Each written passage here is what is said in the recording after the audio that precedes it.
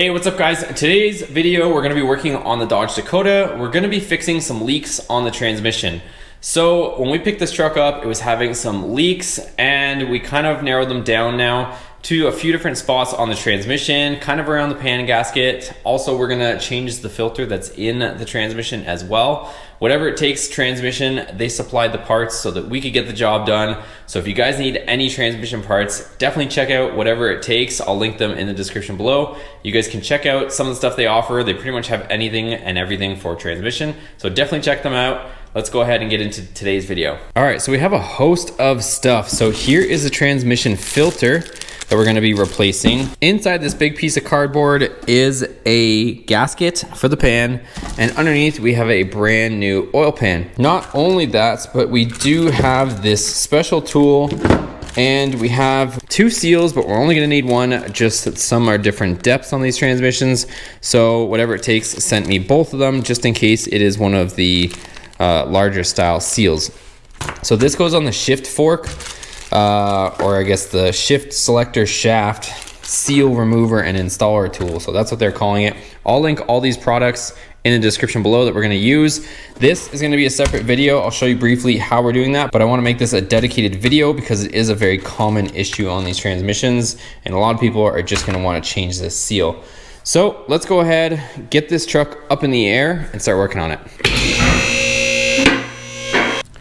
All right, so truck is up, and this is mostly the culprit on this transmission. Here is it's leaking right from there. Just gonna rotate it up and out of my way. Now we're left with the culprit. There's our oil leak. It was definitely leaking. Here's our new seal. Seal is fully seated, and we can go ahead and put our mechanisms back on finally. That should be the new seal, and that leak now fixed. So now that that seal on that linkage is now changed, I'm gonna go ahead and take the fluid level down in the transmission before I actually pull the pan. So one way I'm gonna do that, I don't expect you guys to have this, but it is a Mighty Vac, and it's essentially just a vacuum pump. I'll link this in the description as well if you guys are interested in that thing. I'm gonna stick it into the transmission fluid fill tube and suck out as much fluid as I can from there.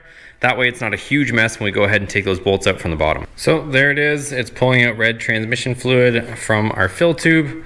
So we'll let that do its thing. You kind of just give it a few pumps, walk away for 5 minutes, come back, give it a few more pumps, and it just slowly draws it out. So I'm gonna let that run, and then once that takes out as much as we can get out, then we'll put it back up, pull the pan.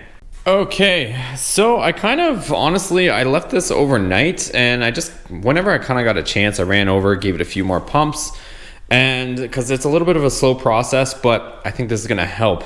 So I was busy doing some other stuff in the meantime, and I kind of just walked over, like I said, gave it a few pumps, walked away, came back, did it again, and I managed to get out just over 5 liters. So it's pretty close. It's sitting on an angle, but you can probably see there. I don't know if you can see that mark, 5.1 liters. So anyways, most of it is out, so that means our pan should pretty much be empty. And if I show you guys by giving this thing a few pumps, pretty much sucking an empty straw. There's kind of a little bit that wants to come out, but so I'm gonna go ahead and pull this off. We'll put the truck up, we can zip our pan off, and it should be pretty straightforward, I hope. So truck is in the air, and here's all the stuff that we're going to be doing laid out: filter, gasket, pan, and I have a 1/2-inch socket on here.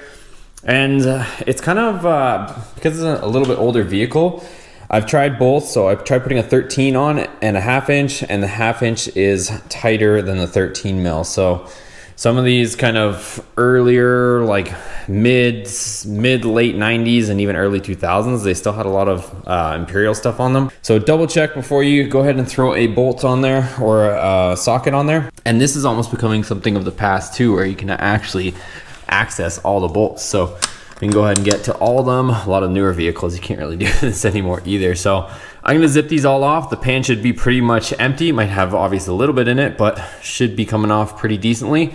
So I'll zip this off with the gun and we'll see what we got.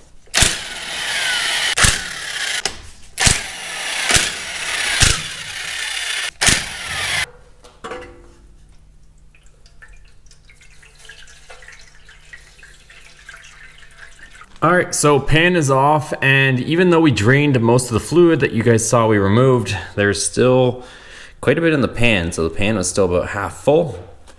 And here is our filter that we need to remove. There's gonna be 2 bolts in here, or screws I should say. So I'll find out what those are in just a second. I don't wanna stick my head under there and get dripped on, but we'll remove that filter. All right, so it is a Torx bit that we are gonna remove in there. It's 2 Torx. And we'll get those 2 screws out and pull the filter.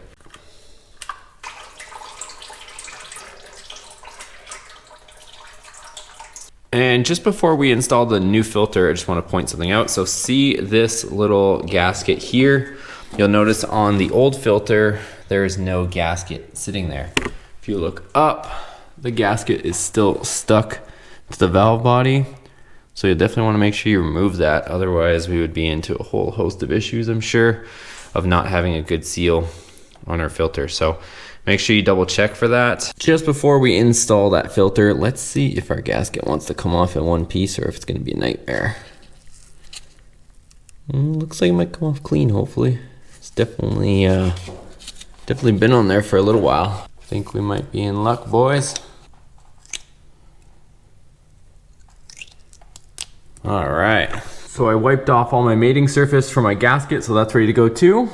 Let's put that filter in finally. So here we go with our filter.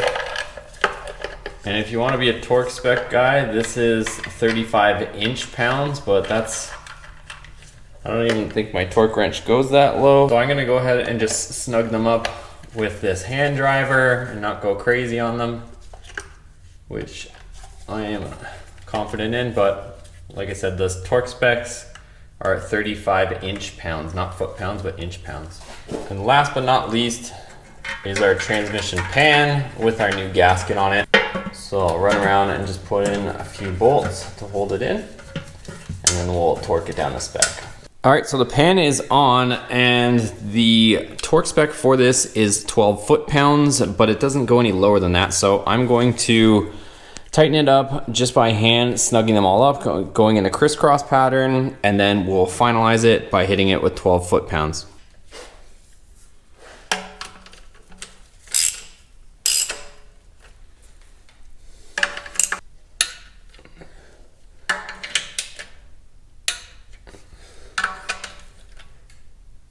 Okay, all the bolts are tightened to 12 foot-pounds. We can go ahead and put this down and fill it up with fluid. So we've got our Mopar ATF plus 4, and I got the truck on the ground, and probably one of these wouldn't be a bad idea either. This one seems to fit pretty decent, so we're gonna go ahead and put it in. It kind of varies. Some people put 4 quarts, some people put up to 6 and even more. So this is 5 liters, so I'm gonna go ahead and put this in. It should be able to drink this no problem because we took out quite a bit. I think we took out, what was the end result? We ended up taking out around 5 liters, and then there was still some in the pan, so it should drink that no problem, and then we might have to add some as well. So we've dumped our whole jug of ATF 4 in there.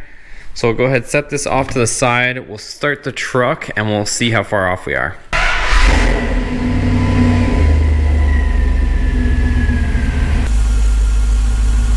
Okay, so I've cycled it through the gears and it's in neutral right now. So we're checking in neutral, and I've put in about 6 quarts, but it still needs another one. It's still just barely at the bottom here. I don't know if you guys can see the level, but it's just barely getting to the OK mark. It's kind of just at the dot. The truck is up to temperature.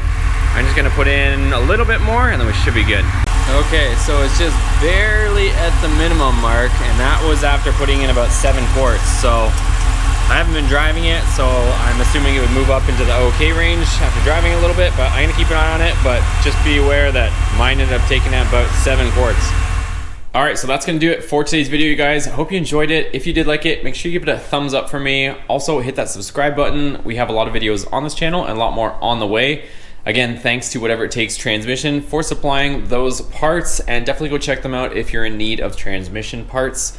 And you'll also see that join button down below. Click it, it'll take you to Boosted Motorsports membership where you guys can join. It's a bunch of perks, but check that out. Thanks for watching, guys. See you on the next video.